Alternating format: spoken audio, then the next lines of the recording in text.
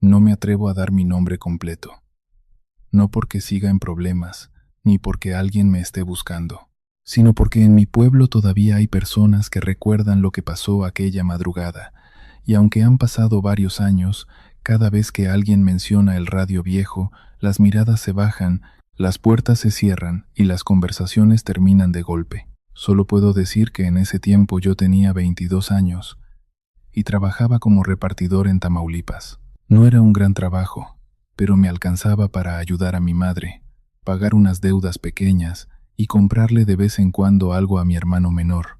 Mi hermano se llamaba Julián, tenía 17 años. Era inquieto, bromista, de esos muchachos que siempre andan en la calle, no por maldad, sino porque en casa se sienten encerrados. Mi madre le decía que tuviera cuidado, yo también, pero en los pueblos chicos uno cree que conoce todos los caminos, todas las caras y todos los peligros, hasta que un día alguien desaparece, y entonces entiendes que nunca conociste nada. La casa donde encontré el radio estaba al final de una brecha, cerca de unos terrenos abandonados. Me mandaron a entregar una caja de refacciones a un hombre que, según me dijeron, vivía por ahí. Cuando llegué, la casa parecía deshabitada. Las ventanas estaban cubiertas de polvo. La puerta principal colgaba apenas de una bisagra. Toqué varias veces. Nadie respondió. Pensé en dejar el paquete afuera, tomar una foto y largarme. Pero en ese momento escuché un sonido adentro. Era un ruido bajo, como estática, como cuando una radio vieja no encuentra estación. Me acerqué a la entrada y grité: «¿Buenas? Traigo una entrega». Nadie contestó. El ruido siguió. No sé por qué entré. Tal vez por curiosidad. Tal vez porque en ese tiempo todavía no entendía que hay lugares donde uno no debe meter los pies. Dentro olía a humedad, tierra y madera podrida. Había muebles cubiertos con sábanas viejas. En la sala, sobre una mesa ladeada, estaba el radio. Era pequeño, rectangular, de color café oscuro, con botones metálicos y una antena doblada. Parecía de los años 70. Lo raro era que estaba encendido. No había luz en la casa. No vi cables conectados. Aún así, el radio soltaba esa estática pesada, como si respirara. Me acerqué. La aguja del dial se movía sola, de izquierda a derecha. Después se detuvo. Entre el ruido escuché una voz, muy lejos, muy baja. Pensé que era una estación mal sintonizada. La voz dijo un nombre. No lo entendí bien. Luego otro, y otro. Nombres de personas, nombres completos. Me quedé inmóvil. No sé cuánto tiempo estuve escuchando. La voz no parecía de locutor, parecía de alguien cansado. Alguien hablando desde un cuarto cerrado. De pronto, el radio se apagó. La casa quedó en silencio. Un silencio tan fuerte que me dolieron los oídos. Dejé el paquete en la entrada y salí de ahí sin mirar atrás. Pero antes de subirme a la moto, no sé qué me pasó. Volví. Agarré el radio, lo metí en mi mochila y me fui. Esa fue la primera estupidez. La segunda fue llevarlo a mi casa. Mi madre lo vio esa noche sobre la mesa y me preguntó de dónde lo había sacado. Le dije que era una cosa vieja que habían tirado. Ella no dijo nada, pero se persignó. Mi madre siempre tuvo esa costumbre. Cuando algo no le gustaba, no discutía, solo se persignaba. El radio no funcionó durante el día. Le puse pilas nuevas. Nada. Lo golpeé un poco. Nada. Moví los botones. Nada. Pensé que se había descompuesto y lo dejé junto a la ventana. A las 3:13 de la madrugada, me despertó la estática. Abrí los ojos. Mi cuarto estaba oscuro. El radio estaba encendido. La aguja se movía sola. Me senté en la cama, confundido. La estática subía y bajaba como si alguien respirara dentro del aparato. Después, apareció la voz. Esta vez la escuché claramente. Rogelio Martínez. Silencio. Norma Alicia Ríos. Silencio. Efraín Salcedo. Sentí frío, no por los nombres, sino porque conocía a uno de ellos. Rogelio Martínez había desaparecido 2 años antes. Era mecánico. Un día salió a comprar cigarros y nunca volvió. Su esposa todavía ponía su foto en Facebook cada cumpleaños. Apagué el radio. No pude dormir el resto de la noche. Al día siguiente intenté convencerme de que había sido una casualidad. Tal vez alguna estación local transmitía nombres de personas desaparecidas. Tal vez el radio captaba señales raras. Tal vez yo estaba medio dormido. Uno siempre busca una explicación normal, aunque la explicación normal no alcance. Esa noche decidí quedarme despierto. Puse el radio sobre la mesa. Mi madre y Julián dormían. Apagué la luz. Esperé. A las 3:13 exactas, el aparato hizo un chasquido. La aguja se movió. La estática llenó el cuarto. Y la voz regresó. Marta Elena Cárdenas. Luis Ángel Valdés. Óscar Medina. Cada nombre venía acompañado de un ruido extraño, como tierra cayendo sobre madera, como uñas raspando una pared. Grabé todo con mi celular. A la mañana siguiente se lo enseñé a Julián. Él se rió. Dijo que seguramente era una broma, que yo siempre había sido muy nervioso. Le dije que no era broma. Le conté de Rogelio. Entonces dejó de reírse. Escuchó la grabación varias veces. Luego me preguntó dónde había encontrado el radio. Le dije, no debía hacerlo. Esa tarde, cuando regresé del trabajo, Julián no estaba en casa. Mi madre dijo que había salido con unos amigos. No me preocupé. Era normal. Pero dieron las 9. Luego las 10. Luego las 11. Le marqué. No contestó. A medianoche su teléfono ya estaba apagado. Mi madre empezó a llorar en silencio. Yo salí a buscarlo por las calles del pueblo. Fui con sus amigos. Nadie sabía nada. Uno de ellos me dijo que Julián había preguntado por una casa abandonada al final de la brecha. Sentí que se me hundía el estómago. Fui hasta allá en la moto. La casa estaba igual, oscura, abierta, vacía. Lo llamé varias veces. Nada. Solo el viento moviendo las láminas del techo. Regresé a casa con las manos temblando. Mi madre estaba sentada frente a la puerta. No me preguntó nada. Solo me miró. A las 3:13 de la madrugada, el radio se encendió. Yo estaba frente a él. Mi madre detrás de mí, rezando bajito. La estática duró más que otras veces. Luego la voz comenzó a decir nombres. Uno, otro, otro. Yo apretaba los dientes, deseando no escucharlo, pero al final lo dijo. Julián Herrera. Mi madre gritó. Yo tomé el radio y lo lancé contra la pared. La carcasa se rompió, las pilas salieron rodando, pero la voz siguió sonando, no desde el aparato, desde toda la casa. Julián Herrera. Julián Herrera. Julián Herrera. Mi madre cayó de rodillas. Yo salí corriendo.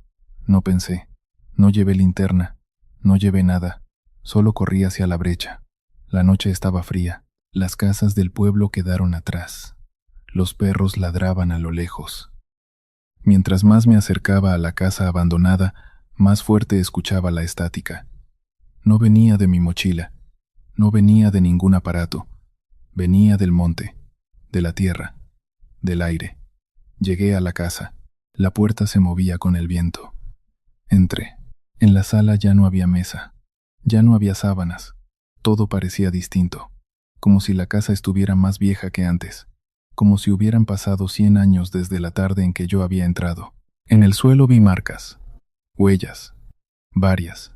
Todas dirigidas hacia la parte trasera. Seguí las marcas hasta un patio lleno de maleza. Al fondo había una cerca rota. Más allá empezaba un campo vacío, y desde ese campo venía la voz del radio. Crucé la cerca. Cada paso me costaba. No porque el terreno fuera difícil, sino porque sentía que alguien caminaba detrás de mí. Varias veces volteé. No había nadie, pero escuchaba respiraciones. Muchas, como si un grupo de personas me siguiera sin hacer ruido. Entonces vi la primera cruz. Era pequeña, hecha con 2 palos amarrados con alambre. No tenía nombre, solo una fecha escrita con pintura blanca. Seguí caminando. Vi otra cruz, luego otra, luego muchas más. El campo estaba lleno. Cruces torcidas, cruces hundidas, cruces casi cubiertas por la hierba. Algunas tenían listones, otras tenían fotografías viejas, ya comidas por el sol. Me tapé la boca. No quería entender, pero ya estaba entendiendo. La voz volvió a sonar. Esta vez no venía de lejos, venía debajo de la tierra. Aquí. Me quedé helado. Aquí. La voz era de Julián. Caí de rodillas frente a una cruz sin nombre. La tierra estaba removida, fresca. Metí las manos. Empecé a cavar como un animal, llorando, jadeando, sacando tierra con las uñas. No sé cuánto tiempo pasó. De pronto, una mano me agarró el hombro. Grité. Era un anciano. No lo conocía. Llevaba sombrero, camisa blanca y un rosario negro enredado en la muñeca. Me dijo, no escarbe más. Yo le grité que mi hermano estaba ahí. El anciano miró la cruz. Luego miró el campo. Todos tienen a alguien aquí, dijo. Le pregunté quién era. No respondió. Solo me dijo que el radio no llamaba a los vivos. Llamaba a los que habían sido olvidados. Me contó que muchos años atrás, esa casa había sido usada por hombres malos, gente que llevaba personas de noche. Algunos regresaban, la mayoría no. Los vecinos escuchaban gritos, motores, radios de frecuencia, pero nadie decía nada, porque en esos tiempos hablar era una forma rápida de morirse. Cuando todo terminó, la casa quedó abandonada, pero algo se quedó ahí, algo que repetía los nombres, algo que no quería que el campo guardara silencio. Le pregunté si Julián estaba muerto. El anciano bajó la mirada. No hizo falta que contestara. Quise golpearlo, quise gritarle, quise arrancar todas las cruces, pero no pude moverme. Entonces, el anciano señaló hacia la casa. En una ventana vi a mi hermano. Julián estaba parado detrás del vidrio, pálido, quieto, con la misma ropa con la que había salido. Lo llamé. Él levantó la mano lentamente. No sonreía, no lloraba, solo me miraba como si estuviera muy lejos. Corrí hacia la casa. Entré.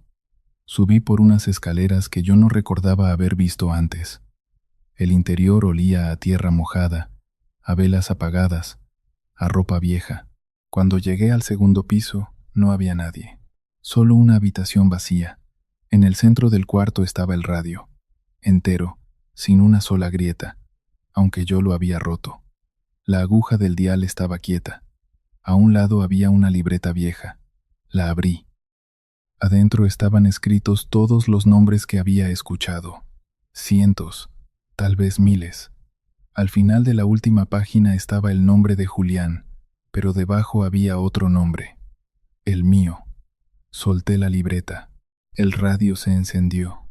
La voz comenzó a hablar, pero ahora no decía nombres. Ahora me hablaba a mí.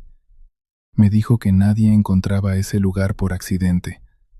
Me dijo que quienes escuchaban el radio tenían dos caminos: olvidar o escuchar hasta el final. Yo pregunté qué quería. La estática respondió con un chillido tan fuerte que me sangraron los oídos. Luego escuché la voz de Julián. No dejes que nos borren. Después, todo se apagó. Desperté al amanecer en medio del campo. Tenía las manos llenas de tierra. El anciano ya no estaba. La casa se veía más lejos de lo normal, como si durante la noche se hubiera movido. Regresé al pueblo tambaleándome. Mi madre supo la verdad apenas me vio. No preguntó, solo me abrazó. Ese mismo día llamamos a las autoridades. Al principio no nos creyeron. Nadie quería ir a ese campo, pero cuando por fin fueron, encontraron las cruces. Después encontraron restos, muchos, demasiados. El pueblo se llenó de patrullas, periodistas y curiosos. Todos fingían sorpresa, pero los viejos no se sorprendieron. Ellos ya sabían. Solo habían aprendido a callar. De Julián nunca encontramos el cuerpo completo. Solo algunas cosas. Una pulsera. Un pedazo de camisa. Su identificación. Mi madre lo enterró con eso. Desde entonces, ella dejó de hablar mucho. Pasa las tardes sentada junto a la ventana. A veces mira hacia la brecha, como si esperara verlo regresar. Yo vendí la moto, dejé el trabajo. Intenté irme del pueblo varias veces, pero siempre regreso. No sé por qué, tal vez porque una parte de mí se quedó en aquel campo. El radio sigue conmigo. No pude tirarlo, no pude quemarlo. Una vez lo lancé al río. A la mañana siguiente apareció sobre mi mesa, mojado, lleno de lodo, pero funcionando. Ahora lo guardo en una caja de madera, envuelto en un trapo negro. Todas las noches, a las 3:13, se enciende. Ya no dice el nombre de Julián, dice otros, nombres que no conozco, nombres de gente que alguien sigue buscando. A veces anoto los nombres, a veces busco en internet, casi siempre los encuentro. Personas desaparecidas, hombres, mujeres, muchachos, niños, gente que salió un día y nunca volvió. No sé si el radio está maldito, no sé si es una condena o una obligación. Solo sé que cuando intento ignorarlo, sueño con el campo, sueño con las cruces, sueño con Julián parado detrás de la ventana. Y en el sueño, mi hermano no me reclama, no me culpa, solo repite lo mismo. No dejes que nos borren. Por eso cuento esta historia, no para que me crean, ni para que me tengan lástima. La cuento porque hay lugares en México donde la tierra guarda demasiados secretos, y porque a veces los muertos no quieren venganza, solo quieren que alguien recuerde su nombre. Anoche el radio volvió a encenderse. La estática sonó más fuerte que nunca. Pensé que escucharía otro nombre desconocido, pero no fue así. La voz que salió del aparato era la de mi hermano, clara, cercana, como si estuviera sentado junto a mí. Dijo: «Ya vienen por ti». Desde entonces, no he podido dormir. La caja sigue cerrada, el radio sigue adentro, pero mientras escribo esto, puedo escuchar la aguja moviéndose sola, y aunque todavía falta mucho para las 3:13, la estática ya comenzó.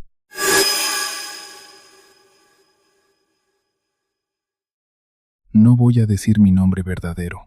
Tampoco diré el nombre exacto de la universidad donde estudiábamos mi amiga y yo, porque incluso hoy, cuando han pasado varios años, todavía hay personas que recuerdan aquella noche y prefieren no hablar del tema. Solo diré que esto ocurrió cuando yo tenía 20 años y estudiaba enfermería en Puebla. Mi amiga se llamaba Daniela. Ella y yo nos conocimos desde el primer semestre. Éramos de esos estudiantes foráneos que sobreviven con poco dinero, café barato y desvelos eternos. Compartíamos clases, prácticas y a veces viajes largos para visitar a nuestras familias. Aquella semana habíamos terminado exámenes finales. Daniela quería visitar a una tía en Veracruz antes de regresar a casa. Me invitó porque, según ella, el viaje sería divertido y podríamos despejarnos un poco después de tantas semanas encerrados estudiando. Acepté. Ahora pienso que si hubiera dicho que no, quizá todo habría sido distinto. Salimos cerca de las 7 de la noche. Daniela manejaba un automóvil viejo que le había dejado su padre. No era bonito, pero aguantaba carretera. Recuerdo que el cielo estaba gris desde temprano. El aire olía a lluvia.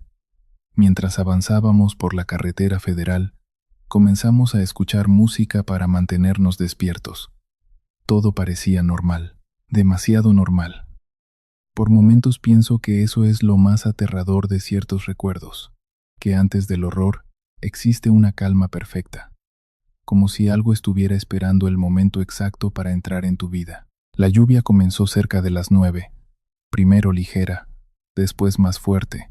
Las gotas golpeaban el parabrisas como pequeñas piedras. Daniela redujo la velocidad. La carretera estaba casi vacía. Solo uno que otro tráiler aparecía entre la neblina y desaparecía otra vez en la oscuridad. Fue entonces cuando vimos a la anciana. Estaba parada al borde del camino, completamente inmóvil. Llevaba un vestido negro muy largo y un rebozo gris cubriéndole la cabeza. En una mano sostenía un ramo de hierbas secas. Parecían ramas viejas atadas con hilo rojo. Daniela disminuyó más la velocidad. Yo le dije que no se detuviera, no porque pensara algo malo.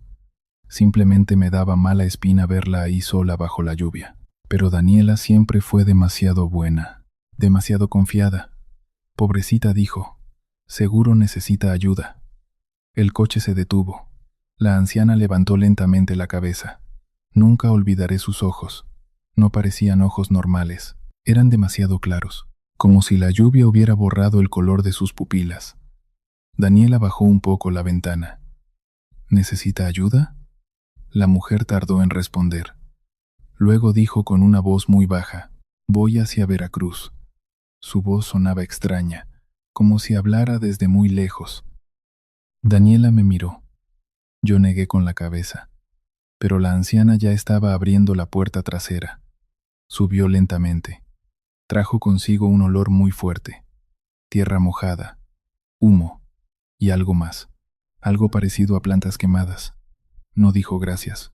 No dijo nada. Solo se sentó detrás de nosotros sosteniendo aquel ramo de hierbas contra el pecho. Seguimos avanzando. Por varios minutos nadie habló. Solo se escuchaban la lluvia y los limpiaparabrisas. Yo miraba constantemente por el retrovisor. La anciana seguía inmóvil, mirando hacia abajo. De vez en cuando movía apenas los labios, como si rezara. Daniela intentó hacer conversación. Le preguntó de dónde venía. La mujer no respondió. Le preguntó si tenía familia en Veracruz. Nada. Entonces comenzó a murmurar. No entendíamos lo que decía. No parecía español. Sonaban palabras antiguas, rápidas, repetitivas, como una oración. El ambiente dentro del automóvil empezó a sentirse pesado. El vidrio comenzó a empañarse desde adentro. Yo me limpié el sudor de las manos en el pantalón. No hacía calor. Al contrario, la temperatura bajó de golpe. Daniela encendió la calefacción. No funcionó. El aire seguía helado. Entonces el coche perdió velocidad. Daniela pisó el acelerador. El motor respondió apenas. Las luces delanteras comenzaron a parpadear. No me hagas esto ahorita, murmuró Daniela. La anciana seguía rezando. Más fuerte ahora. El sonido parecía llenar todo el coche. Yo sentía presión en el pecho, como si el aire se hubiera vuelto demasiado pesado. Volteé hacia atrás. La mujer seguía mirando al piso, pero algo me hizo sentir miedo de verdad. Sus manos ya no sostenían solamente las hierbas, también tenía varias plumas negras entre los dedos, largas, brillantes por la lluvia. No sabía de dónde habían salido. Sentí que algo estaba mal, muy mal. Le dije a Daniela que nos detuviéramos. Ella respondió que no podía. El volante se había endurecido. El coche apenas obedecía. La lluvia empeoró. La carretera desaparecía entre la neblina. Y entonces, la anciana dejó de murmurar. Levantó la cabeza lentamente. Nos miró por el espejo y sonrió. Todavía sueño con esa sonrisa. No era una sonrisa humana. Era demasiado amplia, demasiado quieta, como si hubiera olvidado cómo sonreír y apenas estuviera imitándolo. Después habló. No debieron detenerse. Daniela soltó una maldición. Intentó frenar. Los frenos no respondieron. El automóvil siguió avanzando mientras el motor hacía ruidos extraños. Las luces comenzaron a apagarse y encenderse. Yo volteé otra vez hacia atrás. La anciana estaba mirando por la ventana, pero el reflejo en el vidrio no era el suyo. En el reflejo vi otra cosa, una figura mucho más alta, más delgada, con algo parecido a cuernos o ramas saliendo de la cabeza. Cerré los ojos. Pensé que estaba imaginando cosas. Cuando volví a mirar, la anciana seguía normal, o al menos eso intentaba creer. Daniela comenzó a llorar, muy poco, en silencio.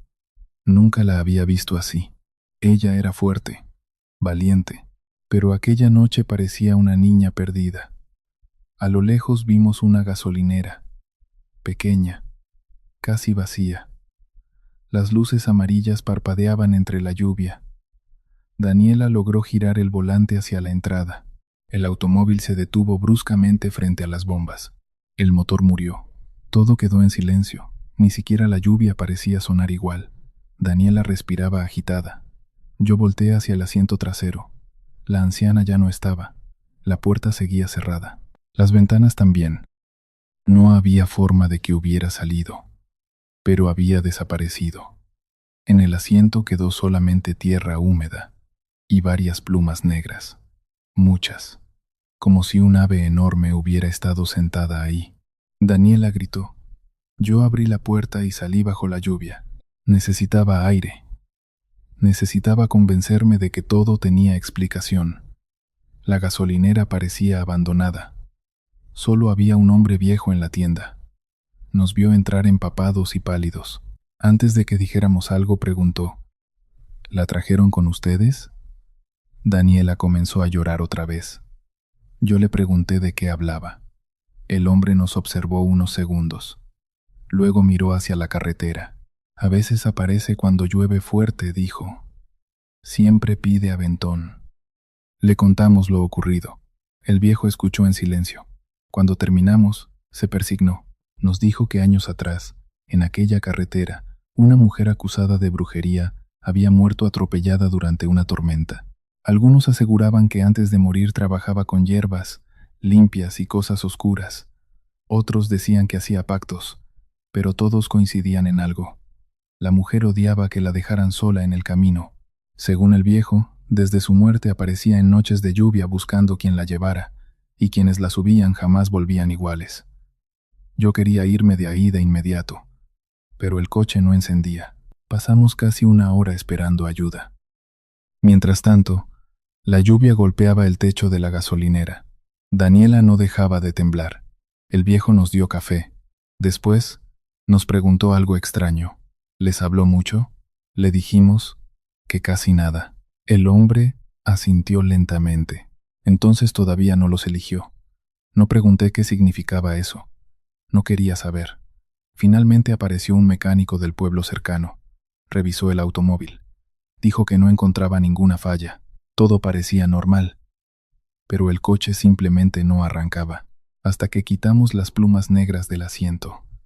En cuanto las sacamos, el motor encendió de inmediato. Sentí un escalofrío. El viejo de la gasolinera nos dijo que no siguiéramos hacia Veracruz esa noche. Nos recomendó dormir en un motel cercano y continuar por la mañana. Aceptamos. No queríamos seguir manejando. El motel estaba a unos 15 minutos. Un lugar pequeño, viejo, casi vacío. Nos dieron una habitación con 2 camas. Recuerdo perfectamente que ninguno de los dos quería apagar la luz. Daniela estaba sentada mirando la ventana. Yo fingía revisar el celular, pero la verdad es que tenía miedo, mucho miedo. A las 3 de la madrugada escuchamos golpes en la puerta, suaves, lentos. 3 golpes. Silencio. 3 golpes otra vez. Daniela me miró aterrorizada. Yo pregunté quién era.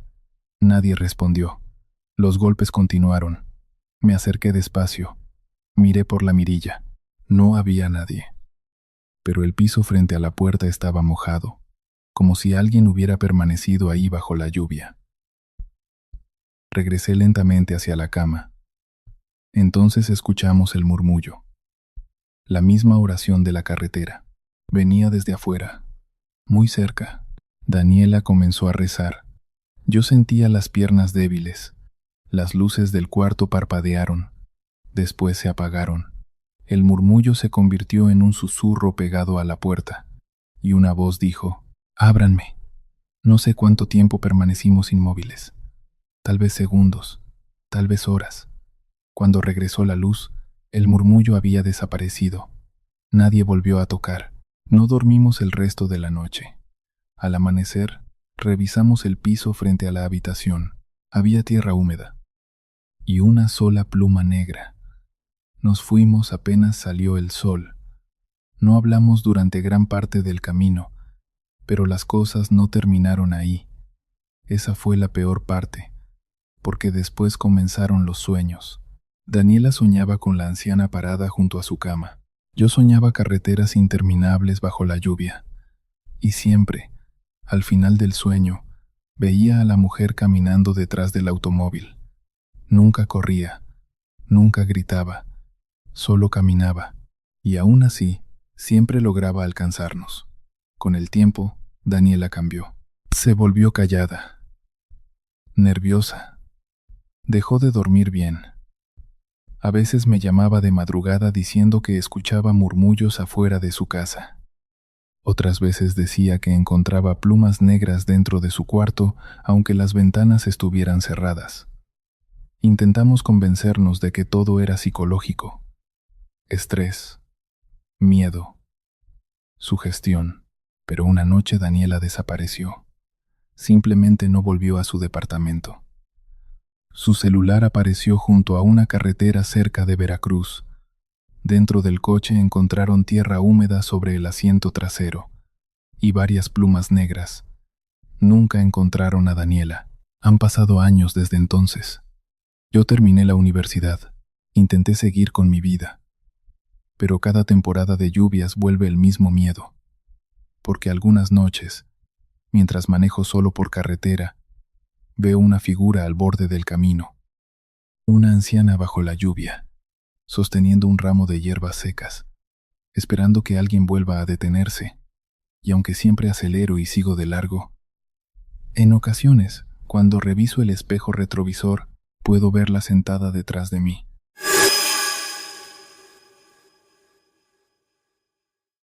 No pienso decir mi nombre, ni el nombre del grupo con el que trabajé durante años. Hay cosas que es mejor dejar enterradas, especialmente en el norte del país, donde incluso los muertos parecen escuchar cuando alguien habla de más. Solo puedo decir que hace mucho tiempo fui sicario. No estoy orgulloso de eso. Tampoco intento justificarme. Era joven, necesitaba dinero, y en aquellos años parecía que la violencia era el único camino rápido para salir de la miseria. Vi cosas horribles, hice cosas peores.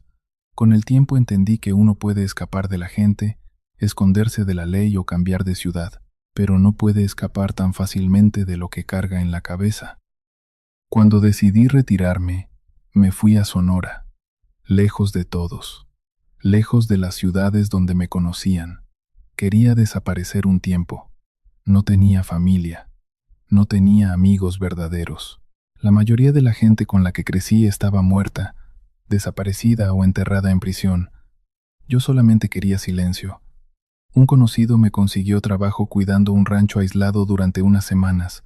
El dueño vivía en Estados Unidos y necesitaba a alguien que vigilara el lugar mientras resolvía unos asuntos legales. Pagaban bien, demasiado bien para solo alimentar animales y revisar cercas. Debí sospechar desde entonces. El rancho quedaba a varias horas del pueblo más cercano. Para llegar, había que recorrer una carretera vieja y luego avanzar por una brecha de tierra rodeada de desierto.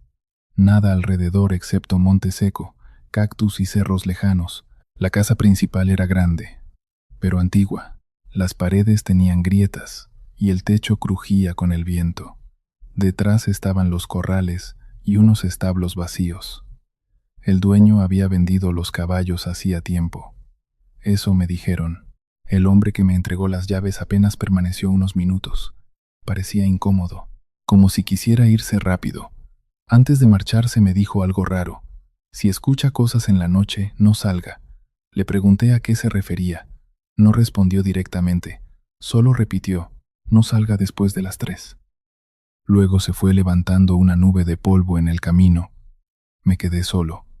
La primera noche fue tranquila. Preparé café, revisé puertas y me senté afuera a fumar, mientras el sol desaparecía detrás de los cerros. El desierto de noche tiene algo extraño. Durante el día parece muerto, pero cuando oscurece comienzan los sonidos, viento, insectos, cosas moviéndose entre la maleza. Aún así, yo estaba acostumbrado. Había pasado años durmiendo en casas abandonadas, montes y campamentos improvisados. Creí que nada podía asustarme ya. Me equivocaba. La segunda noche escuché los caballos. Eran cerca de las 2 de la madrugada. Me despertó el sonido de cascos corriendo sobre tierra seca. Primero pensé que estaba soñando. Luego escuché claramente cómo algo atravesaba los corrales a toda velocidad. Me levanté. Tomé la pistola que siempre dejaba junto a la cama. Miré por la ventana. Nada. El corral estaba vacío, pero el sonido seguía. Caballos corriendo, respirando, resoplando cerca de la casa. Abrí la puerta principal. El viento estaba helado, demasiado helado para aquella época del año. Alumbré con la linterna hacia los corrales. Vacíos. Silencio absoluto. Entonces vi las luces, pequeñas, moviéndose a lo lejos entre el monte, parecían lámparas o linternas. 3, tal vez 4. Se movían lentamente, como personas caminando en fila. Pensé que podrían ser migrantes o gente intentando entrar al rancho. Les grité. Nadie respondió. Las luces se detuvieron. Por un momento tuve la sensación de que me observaban. Después desaparecieron una por una detrás de una colina. Regresé a la casa. No dormí bien el resto de la noche. A la mañana siguiente revisé el terreno. No encontré huellas, ni de personas, ni de caballos. Nada. Eso me puso nervioso, porque yo conocía bien el desierto. La tierra guarda marcas de todo, especialmente después de una noche húmeda. Pero allí no había señales de nada. Decidí bajar al pueblo. Necesitaba comprar comida y preguntarle a alguien sobre las luces. El pueblo era pequeño, calles polvorientas, casas bajas, perros durmiendo bajo los carros. Entré a una tienda y pregunté por el rancho. La mujer que atendía dejó de sonreír. Un anciano que estaba tomando café volteó a verme. Nadie respondió enseguida. Después, el viejo preguntó, ¿usted está durmiendo allá arriba? Le dije que sí. El anciano bajó la mirada. No duré mucho ahí. Le pregunté por qué.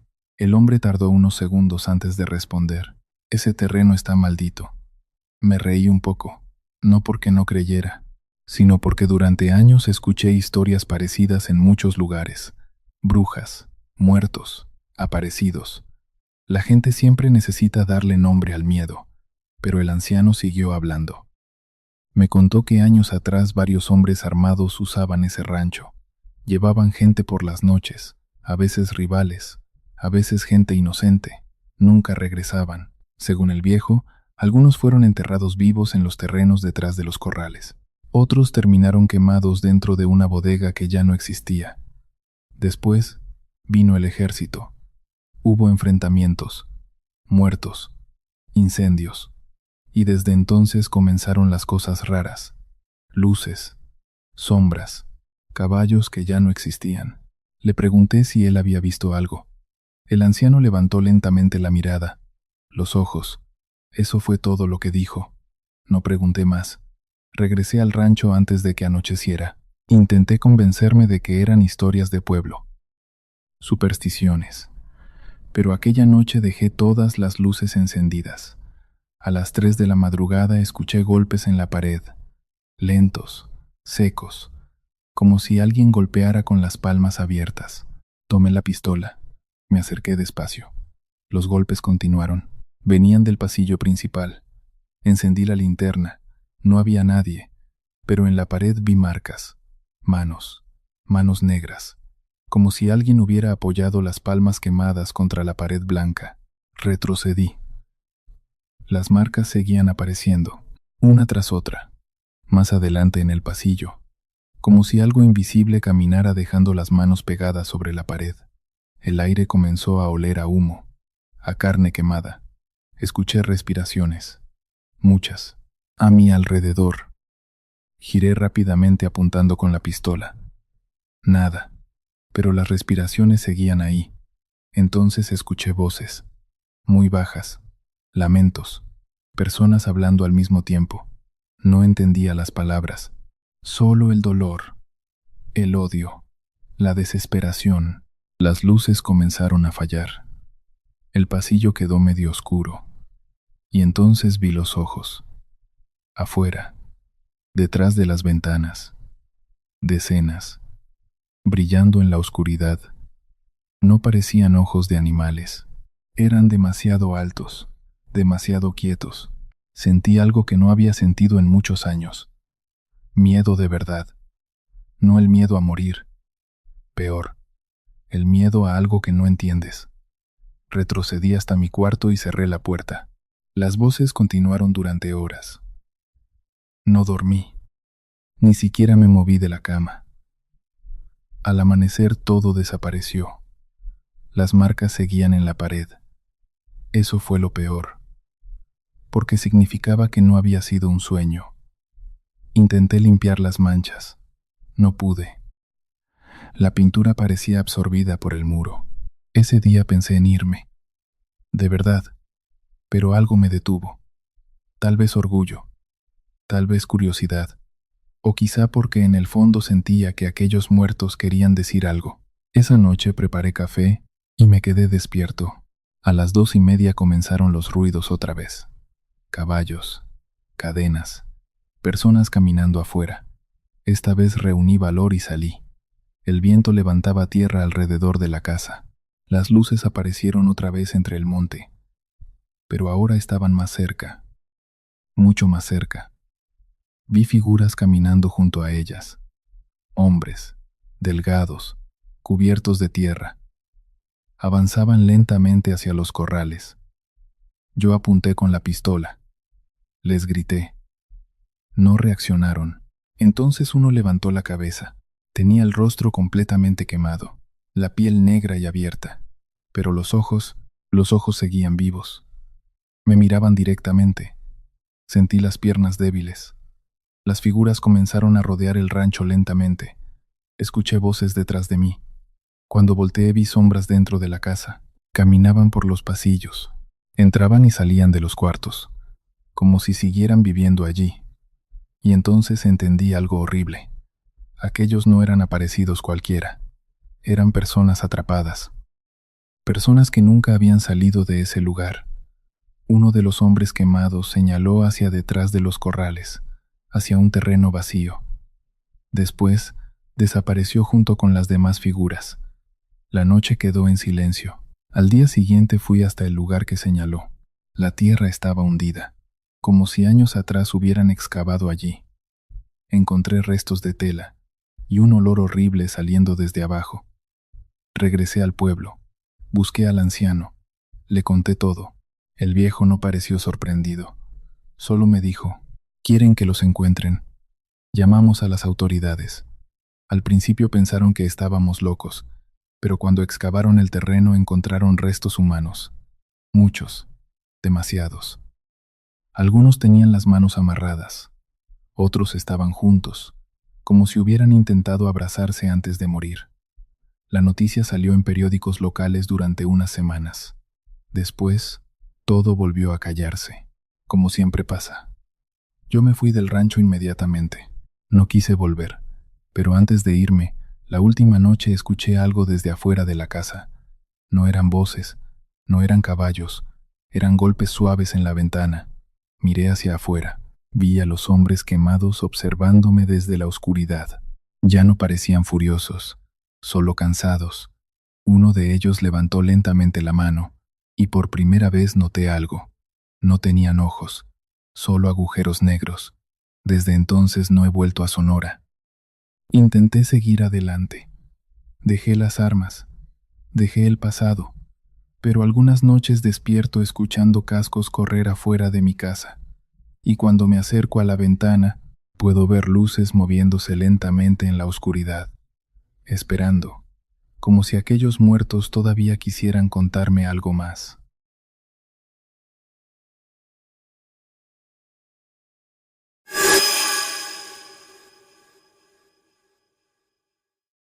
No sé si debería contar esta historia. En mi pueblo todavía hay personas que se molestan cuando alguien menciona el río. Otros simplemente se persignan y cambian de tema. Y algunos prefieren fingir que nada ocurrió, aunque por las noches sigan escuchando el agua correr debajo de la tierra. Yo nací en un pequeño pueblo del norte de México, un lugar seco, polvoriento, de esos sitios donde el calor rompe la tierra y el viento arrastra arena durante todo el día. Cuando era niño, el río atravesaba parte del pueblo, pero para el tiempo en que ocurrió esta historia, el río ya estaba muerto. Solo quedaba una zanja enorme llena de piedras, ramas secas y árboles viejos creciendo alrededor. Los ancianos decían que décadas atrás el agua había desaparecido después de una tormenta terrible, una tormenta tan fuerte que se llevó casas enteras. Pero nadie hablaba mucho de eso.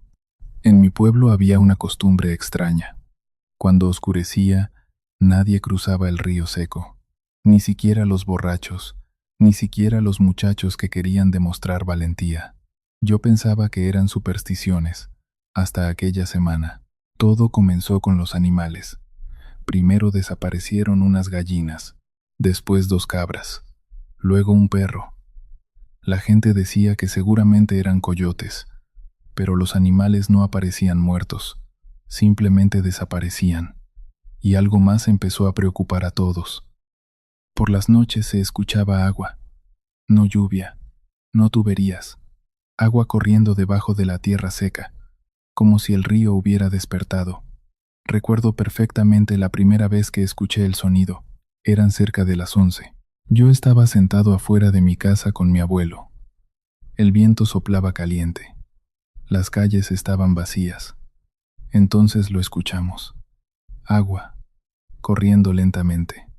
Mi abuelo levantó la cabeza de inmediato. No dijo nada, solo apagó el cigarro y entró a la casa. Antes de cerrar la puerta me dijo, «No salga esta noche». Aquello me dio risa. Yo tenía 18 años y me creía valiente. Pensaba que los viejos exageraban todo, pero esa misma noche desapareció otro animal, un caballo. Y ahí fue cuando el miedo comenzó a crecer en el pueblo. 2 días después apareció don Esteban. Era un campesino que vivía cerca de los árboles junto al río seco. Llegó a la tienda del pueblo completamente pálido, temblando. Decía haber visto a un niño caminando entre los árboles al anochecer. Un niño cubierto de lodo, descalzo, llorando. Muchos pensaron que el viejo estaba borracho, pero él juró por sus hijos que era verdad. Dijo que el niño caminaba lentamente entre el monte mientras preguntaba, «¿Dónde está mi mamá?». Don Esteban contó que intentó acercarse, pero cuando el niño levantó la cabeza, vio que tenía los ojos completamente negros, no negros de color, negros vacíos, como agujeros. Después el niño desapareció entre los árboles. Aquella historia se regó por todo el pueblo. Las madres dejaron de sacar a los niños después de oscurecer. Las calles quedaban vacías apenas caía la noche. Y cada madrugada el sonido del agua regresaba, más fuerte, más cerca. Yo seguía intentando convencerme de que todo era imaginación colectiva, hasta que lo vi. Aquella noche había salido tarde de casa de un amigo. Serían cerca de las 12. La calle estaba sola. Ni perros, ni música, ni luces encendidas. Cuando pasé cerca del río seco escuché el llanto. Era un llanto bajito, como el de un niño intentando no hacer ruido. Me detuve. El viento dejó de soplar. Y entonces escuché el agua, mucho más fuerte que antes. Corría debajo de las piedras del río seco. Retrocedí lentamente. Fue entonces cuando vi la silueta entre los árboles. Un niño pequeño, cubierto de lodo oscuro. Tenía la ropa pegada al cuerpo como si acabara de salir del agua. Estaba descalzo y lloraba. No podía verle bien la cara, pero escuché claramente su voz. «¿Dónde está mi mamá?». Sentí un frío horrible. El niño dio un paso hacia mí. El barro goteaba de sus piernas. «¿La ha visto?». Quise responder. No pude. El niño levantó lentamente la cabeza y vi sus ojos, vacíos, oscuros, profundos como agujeros. Retrocedí de golpe. Tropecé con unas piedras. Cuando levanté otra vez la mirada, el niño ya no estaba. Solo quedaba el sonido del agua. Corrí hasta mi casa sin mirar atrás. Mi abuelo seguía despierto. Cuando me vio entrar, supo inmediatamente lo que había pasado. No tuve que decirle nada. Se quedó en silencio un largo rato. Después me contó la historia del río. Muchos años atrás, antes de que yo naciera, una familia intentó cruzar el río durante una tormenta.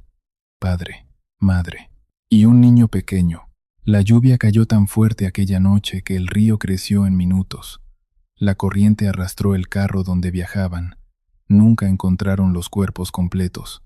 solo partes, ropa, zapatos, pedazos del vehículo.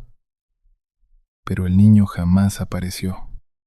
Mi abuelo decía que desde entonces el río no volvió a ser el mismo. Las tormentas comenzaron a secarlo, los animales evitaban acercarse, y algunas noches la gente escuchaba llorar a un niño entre los árboles. ¿Por qué nunca se fueron del pueblo?, pregunté. Mi abuelo me miró fijamente. Porque algunas cosas no te siguen si no las buscas. Esa frase se me quedó grabada. Pero hubo personas que sí buscaron. Dos muchachos del pueblo decidieron ir al río una noche para demostrar que todo era mentira. Llevaban linternas y cerveza. Querían grabar videos para burlarse de las historias. Nunca regresaron. Encontraron una de las linternas cerca de los árboles, encendida, cubierta de lodo, nada más. Después de eso el miedo se volvió real. La gente comenzó a encerrarse antes de anochecer. Algunos colocaban cruces en las puertas, otros rezaban toda la noche, y cada madrugada el sonido del agua parecía más fuerte, como si el río estuviera despertando debajo del pueblo. Una noche mi abuelo desapareció. Se había sentado afuera como siempre. Yo me dormí un momento. Cuando desperté, la silla estaba vacía. Solo encontré huellas húmedas alejándose hacia el río seco. Sentí el corazón helarse. Tomé una lámpara y salí corriendo. El pueblo estaba completamente oscuro, ni una sola ventana abierta, pero el sonido del agua era ensordecedor. Parecía que un río gigantesco corría bajo mis pies. Seguí las huellas hasta los árboles. Entonces, escuché voces, muchas, llorando, susurrando, pidiendo ayuda. Alumbré hacia adelante, y los vi, personas. Decenas de personas cubiertas de lodo, paradas entre los árboles, quietas, observándome. Algunos parecían hinchados por el agua, otros tenían el rostro deformado, todos tenían los ojos negros. Entre ellos estaba mi abuelo, parado inmóvil, con la ropa mojada. Quise correr hacia él, pero entonces apareció el niño. Estaba justo frente a mí, más cerca que nunca. El agua escurría de su cuerpo aunque alrededor todo seguía seco. Levantó lentamente la mano y señaló hacia el río. Entonces escuché algo debajo de la tierra. Golpes.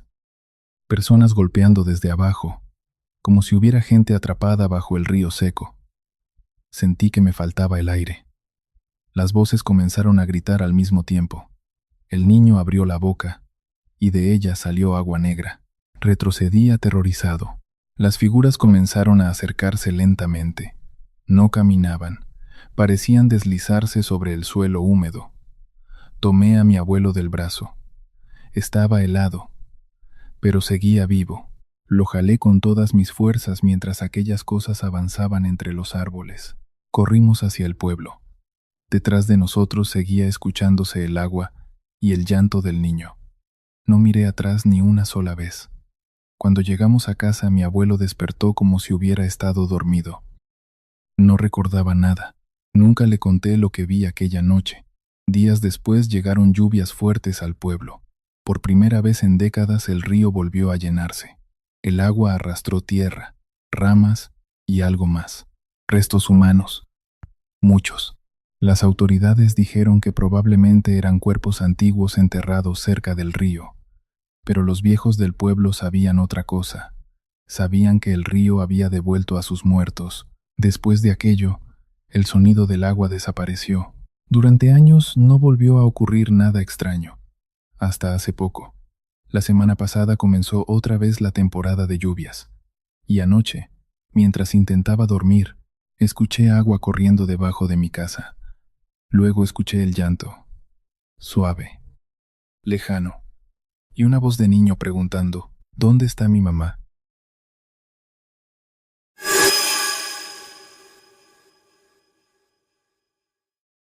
Todavía conservo una de las llaves de aquella casa. Nunca pude tirarla. La guardo dentro de una caja de madera, envuelta en una tela roja que me dio una curandera hace algunos años. Ella me dijo que jamás debía dejar la llave expuesta durante la noche. No quise preguntarle por qué. Después de todo lo que ocurrió en Guanajuato, aprendí que hay preguntas que es mejor no hacer. Mi nombre es Mariana, y esta historia comenzó cuando heredé la antigua casa de mi abuelo. La propiedad estaba en un pueblo pequeño, cerca de Guanajuato capital. Era una construcción enorme y vieja, de esas casas coloniales con techos altos, patios interiores y corredores largos, donde el eco parece caminar detrás de uno. Mi abuelo murió solo. Casi nadie asistió al funeral. La verdad es que él nunca fue una persona querida en el pueblo. Decían que era extraño, reservado. Algunos incluso aseguraban que practicaba cosas raras dentro de la casa. Yo nunca creí en chismes. Cuando el abogado me dijo que la propiedad quedaba a mi nombre, pensé que era una oportunidad perfecta. Mi idea era restaurarla y convertirla en un pequeño hotel para turistas. El lugar era hermoso, antiguo, lleno de historia. Al menos eso pensaba antes de entrar por primera vez. La casa olía a polvo viejo y madera húmeda. Las cortinas estaban cerradas. Había muebles cubiertos con sábanas, y en las paredes colgaban retratos antiguos. Muchos, demasiados, hombres, mujeres, niños, todos vestidos con ropa de distintas épocas. Pero había algo perturbador en ellos: los ojos. Todos los retratos tenían los ojos rayados con pintura negra, como si alguien hubiera querido destruir sus miradas. Aquello me incomodó desde el principio. Aún así seguí adelante con la restauración. Contraté 2 hombres del pueblo para limpiar el lugar, pero ninguno duró más de 3 días. El primero renunció porque aseguraba escuchar pasos arriba mientras trabajábamos abajo. El segundo dijo haber visto una mujer parada en el segundo piso observándolo desde el pasillo. Yo pensé que intentaban asustarme para cobrar más dinero, hasta que comenzaron los ruidos. La primera vez ocurrió en el sótano. Estaba limpiando unas cajas viejas cuando encontré una puerta pequeña detrás de unas tablas. La cerradura estaba oxidada. Me costó abrirla. Dentro había otra habitación, más fría, más oscura, y llena de retratos cubiertos con telas negras. Sentí un escalofrío inmediato. No sé cómo explicarlo. Era como entrar en un lugar donde el aire llevaba años sin moverse. Había decenas de cuadros apoyados contra las paredes, todos cubiertos cuidadosamente. Me acerqué al primero. Quité la tela. Era el retrato de una mujer joven, muy hermosa, vestida completamente de negro. Pero alguien había rayado sus ojos con algo filoso. Detrás del marco había símbolos extraños dibujados con tinta roja, círculos, líneas, palabras que no entendía. Pensé que mi abuelo simplemente tenía alguna obsesión rara. Tomé el cuadro y lo llevé afuera para limpiarlo. En el momento exacto en que crucé la puerta del sótano, escuché pasos en el segundo piso, claramente, lentos, pesados. Me quedé inmóvil.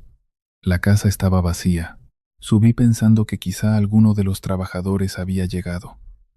No encontré a nadie, pero las puertas del pasillo estaban abiertas. Yo recordaba perfectamente haberlas dejado cerradas. Sentí miedo, muy poco. Todavía no entendía realmente lo que estaba pasando. Esa noche soñé con la mujer del retrato. Estaba parada junto a mi cama. No tenía ojos, solo líneas negras cruzándole el rostro. Cuando desperté, el cuadro estaba fuera de la habitación donde lo había dejado.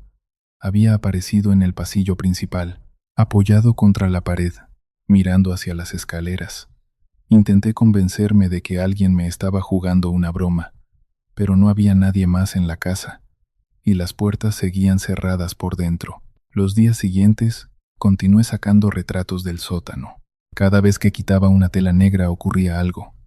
Pasos, puertas abriéndose, golpes en las paredes, susurros. Una tarde incluso escuché claramente a alguien correr arriba mientras yo estaba sola en la cocina. Subí con un cuchillo en la mano. Ridículo, lo sé, pero estaba nerviosa. El segundo piso estaba oscuro, silencioso. Sin embargo, las huellas sobre el polvo fresco atravesaban el corredor, como si varias personas hubieran caminado ahí minutos antes. Esa misma noche ocurrió algo peor. Desperté cerca de las 3 de la madrugada porque escuché murmullos, muy bajos. Venían del pasillo. Abrí los ojos lentamente. Mi puerta estaba entreabierta y afuera vi movimiento. Sombras. Me levanté despacio. Me acerqué. Entonces los vi, los retratos, todos, colocados uno junto a otro a lo largo del pasillo principal, mirándome. Sentí el cuerpo helarse, porque los ojos ya no estaban rayados. Ahora podían verme. Hombres, mujeres, niños, todos observándome en silencio desde los cuadros. No gritaban, no se movían, pero sus ojos seguían cada uno de mis movimientos. Retrocedí aterrorizada, y entonces escuché pasos detrás de mí. Volté. Una mujer estaba parada al fondo del corredor, la misma del retrato, vestida de negro, con el rostro parcialmente cubierto por un velo. No caminaba, simplemente estaba ahí, observándome. Sus pies no tocaban el suelo. Intenté correr hacia mi habitación. La puerta se cerró de golpe. Los murmullos comenzaron alrededor mío. Escuché decenas de voces susurrando al mismo tiempo. Sentía manos rozando mi ropa, mi cabello, mi espalda. Y entonces la mujer habló. No debiste despertarlos. Su voz parecía salir desde muy lejos, como si hablara desde dentro de una pared. Yo apenas podía respirar. La mujer levantó lentamente una mano, y todos los retratos sonrieron al mismo tiempo. Nunca olvidaré aquello. Las sonrisas eran demasiado amplias, artificiales, como cadáveres intentando imitar expresiones humanas. Caí al suelo llorando.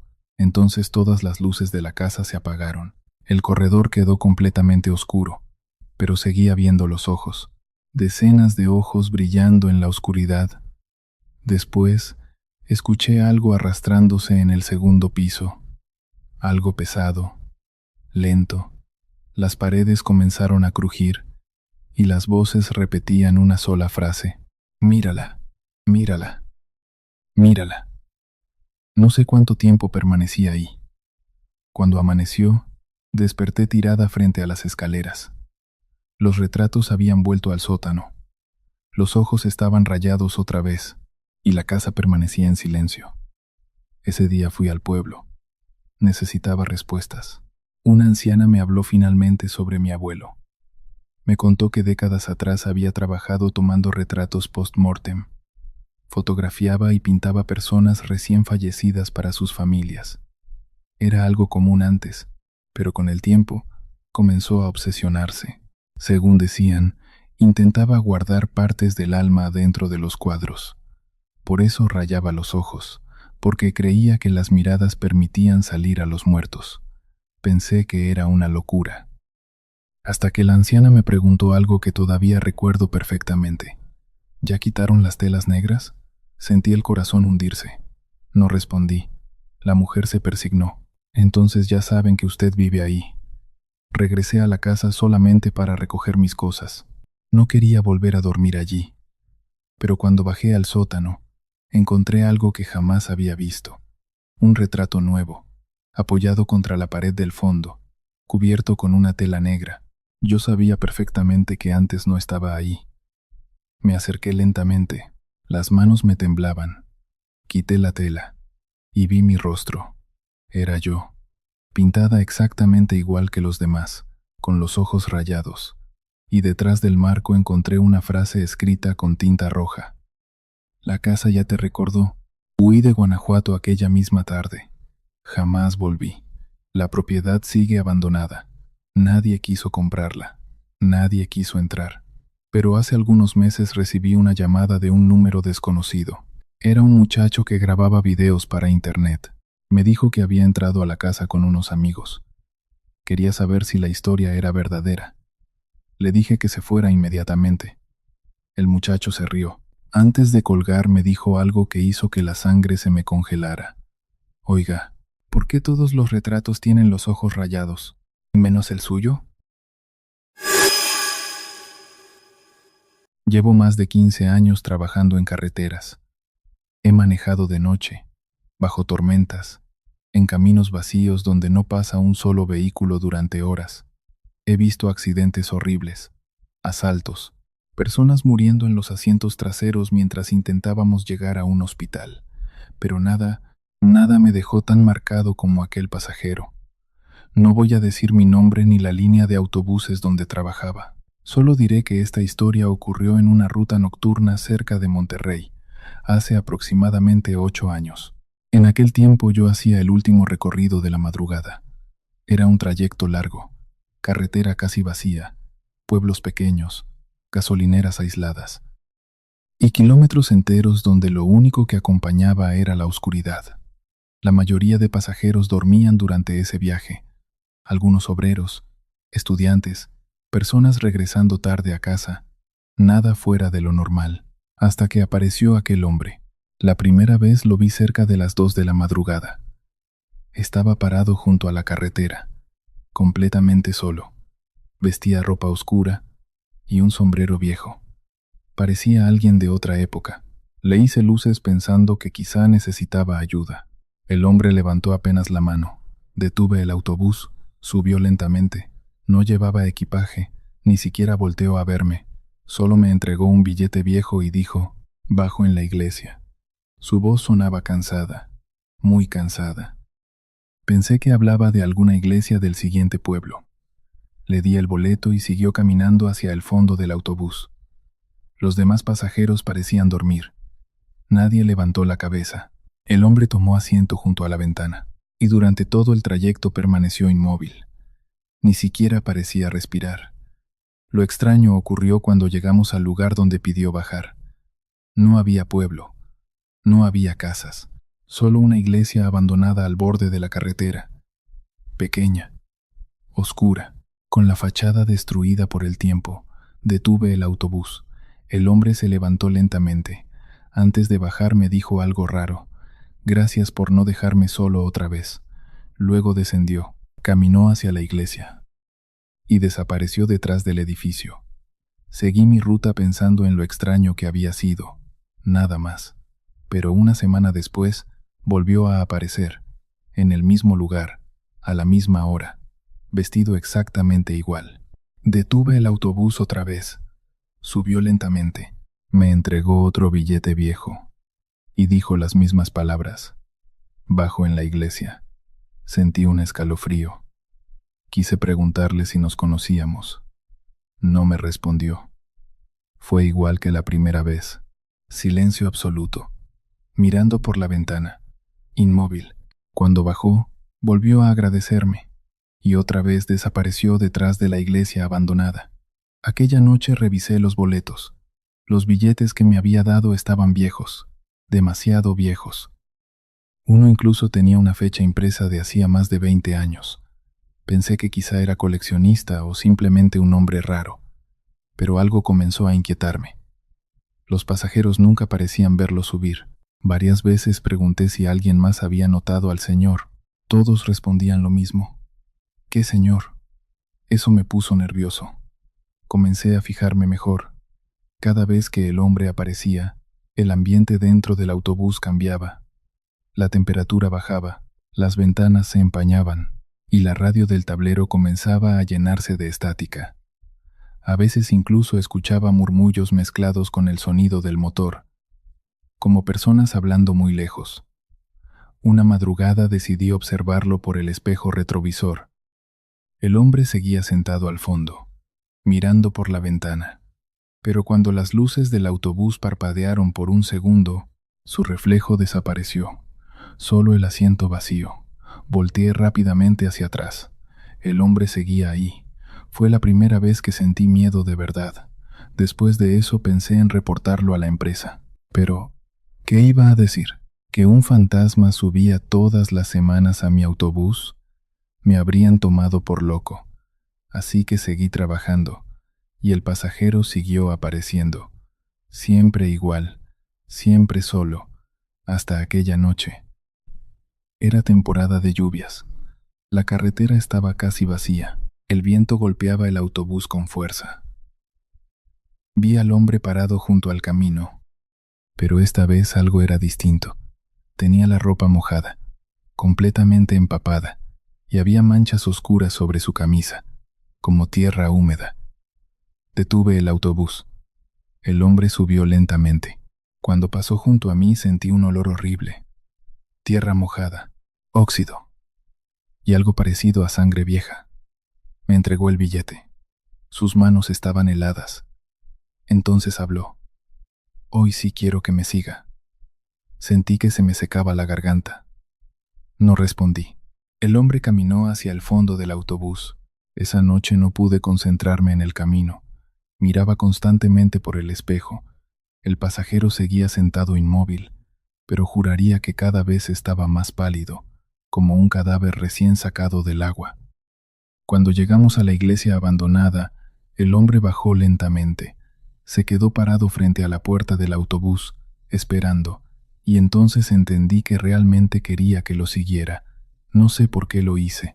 Tal vez curiosidad, tal vez estupidez, o quizá porque después de tantos meses necesitaba respuestas. Apagué el motor.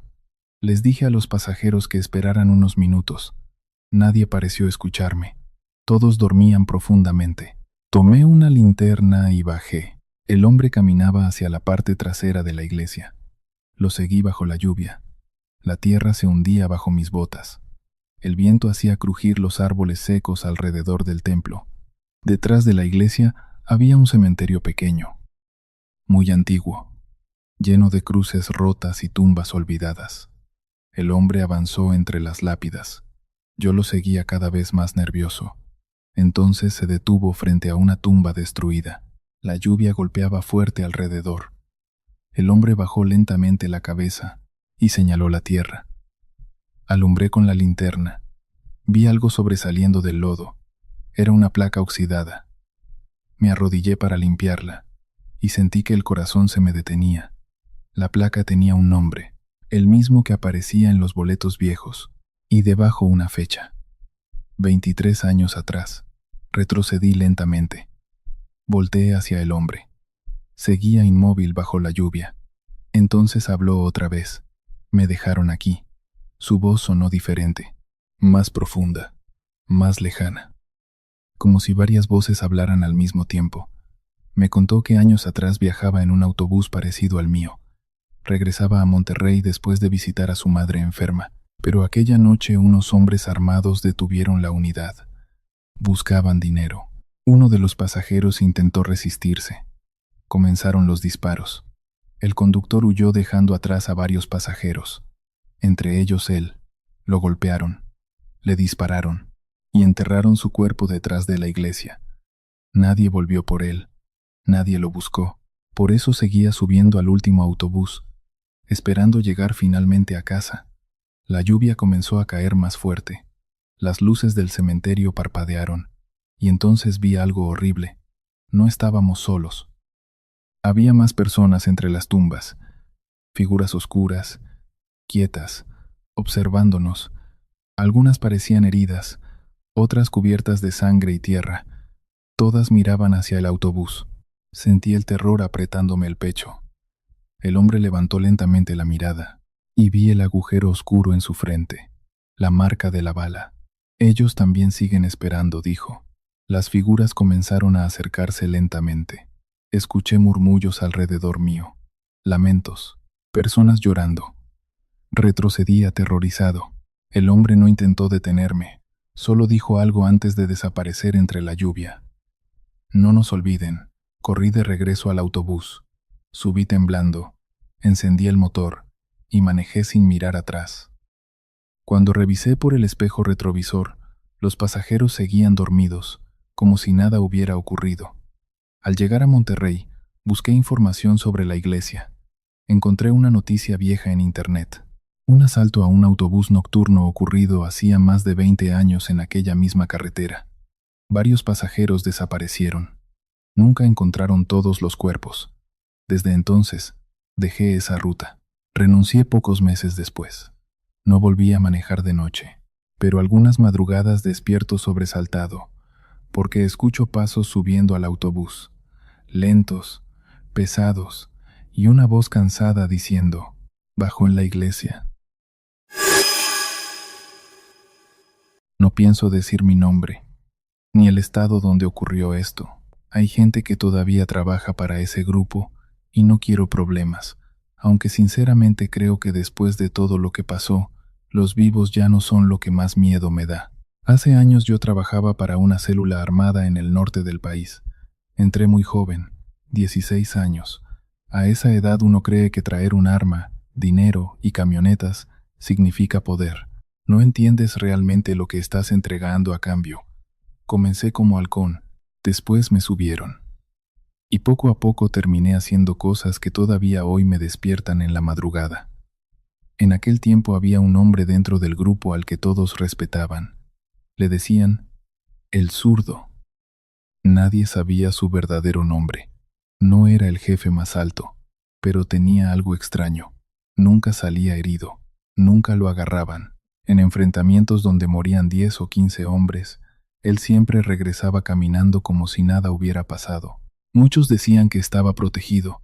Yo pensaba que eran tonterías. Hasta la noche del altar. Todo ocurrió después de un enfrentamiento cerca de la frontera. Nos emboscaron en una carretera. La balacera duró varios minutos. Vi hombres caer a mi lado. Escuché balas pegar en las puertas, en el motor, en los vidrios. Yo pensé que iba a morir ahí, pero salimos vivos unos cuantos, entre ellos el zurdo. Aquella misma noche me llamó aparte. Me dijo que yo tenía potencial, que había visto cómo reaccioné bajo fuego, y que si quería durar en ese negocio, necesitaba protección de verdad. No pregunté demasiado. En ese ambiente uno aprende a no hacer preguntas.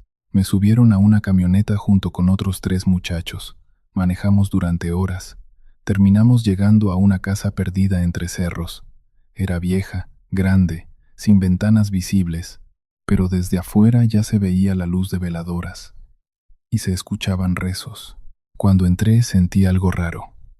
No miedo exactamente, más bien presión, como si el aire fuera demasiado pesado. Dentro había un altar enorme dedicado a la Santa Muerte. La figura medía más de 2 metros. Vestida completamente de negro, con una balanza oxidada en una mano y una guadaña en la otra.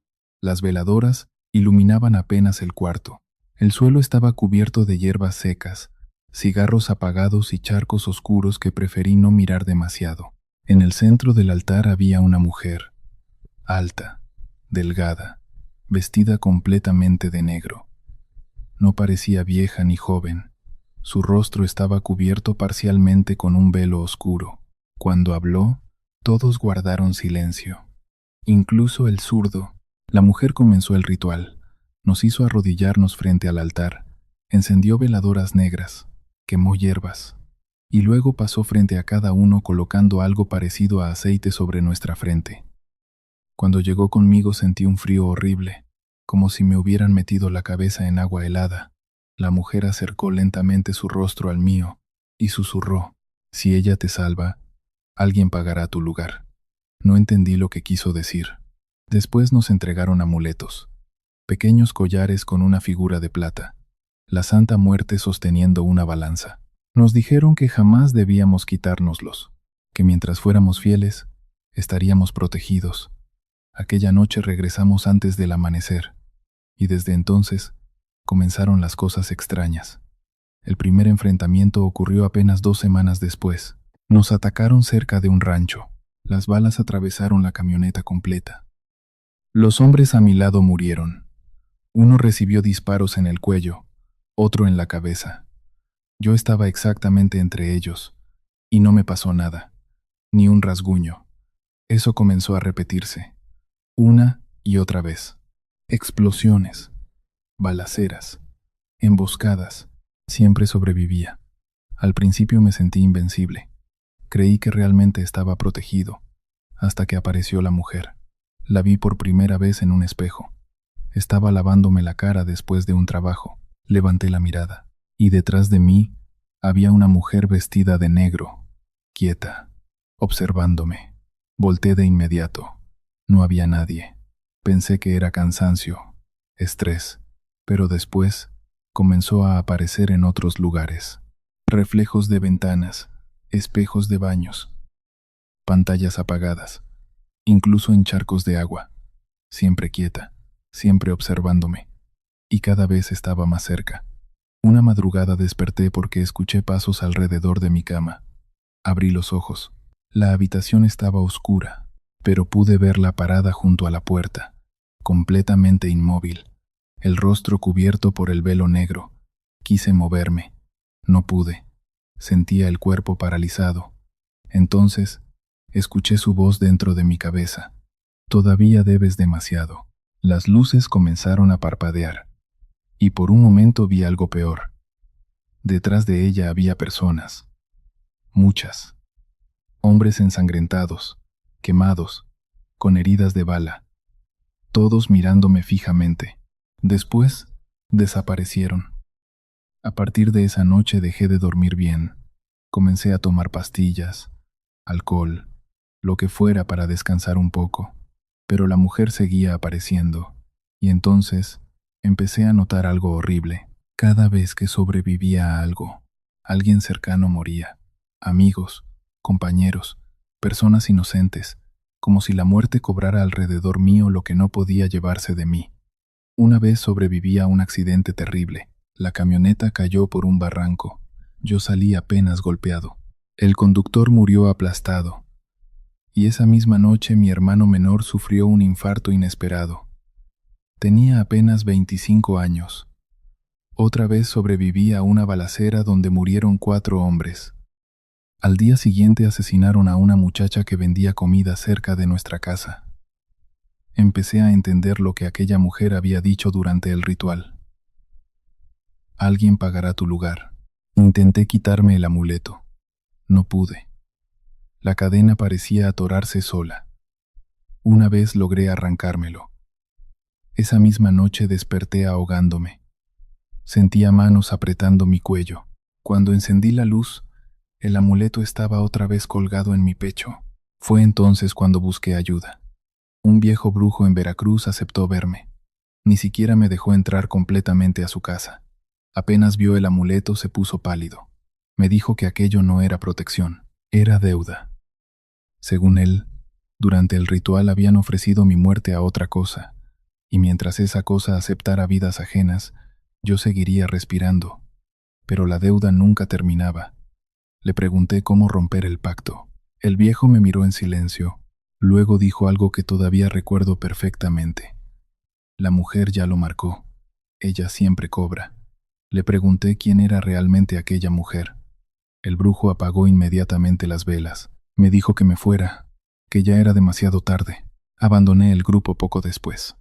Escapé. Me escondí cambiando constantemente de ciudad. Durante años funcionó, o eso creí, pero la mujer nunca desapareció. A veces la veo parada al final de la calle. Otras veces en el reflejo de los escaparates, siempre quieta, siempre más cerca. Y lo peor es que otras personas también comenzaron a verla. Una novia que tuve despertó llorando una madrugada. Me dijo que había una mujer vestida de negro, observándome mientras dormía. Otra vez un niño me señaló dentro de una tienda y preguntó, ¿por qué esa señora viene detrás de usted? Ya casi no hablo con nadie. No me quedo mucho tiempo en el mismo lugar, porque cada vez que alguien se acerca demasiado a mí, algo malo termina ocurriendo. Hace unos meses, intenté deshacerme del amuleto otra vez. Lo enterré en medio del monte, muy lejos de donde vivo. Esa noche soñé con el altar negro, las veladoras, la Santa Muerte gigante observándome, y la mujer parada frente a mí. Cuando desperté, el amuleto estaba sobre mi pecho, cubierto de tierra húmeda. Anoche volví a verla. Esta vez no apareció en un espejo. Estaba sentada al pie de mi cama, inmóvil, con las manos cruzadas. El velo negro apenas dejaba ver su sonrisa, y por primera vez habló claramente. Ya casi terminas de pagar. Desde entonces no he vuelto a dormir, porque esta madrugada encontré algo afuera de mi puerta. Plumas negras, veladoras apagadas, y una fotografía vieja. La fotografía era mía, pero mis ojos estaban rayados con tinta negra, exactamente igual que los muertos.